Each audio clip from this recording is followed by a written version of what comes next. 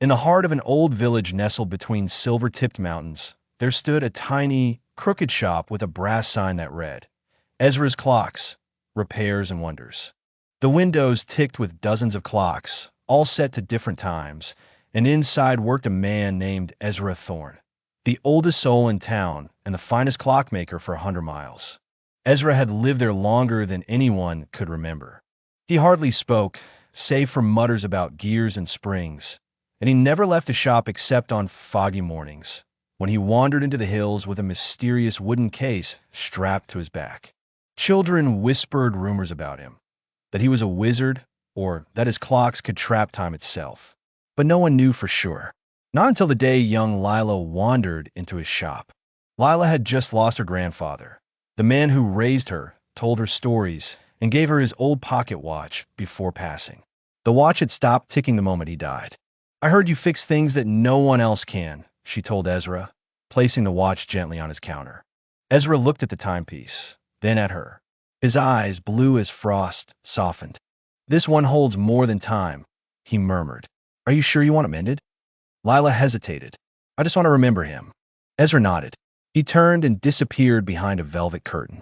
For hours, Lila waited among the ticking clocks, their chimes rising and falling like a strange lullaby. Finally, Ezra returned, holding the watch.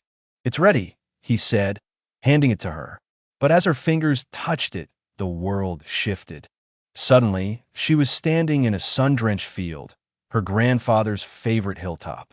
And there he was, alive, smiling, waiting with a kite in his hand. For a moment, just one, Lila was a child again. They laughed.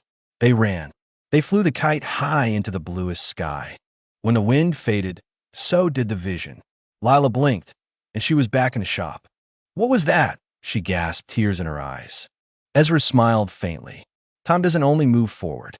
Sometimes, memory is the gear that turns the past." Lila looked down at the watch. It was ticking again, but the time was the exact moment she just lived. She tried to thank him, but Ezra only waved her off gently. "Go and treasure it, but don't return too often. The past is a gift, not a place to live."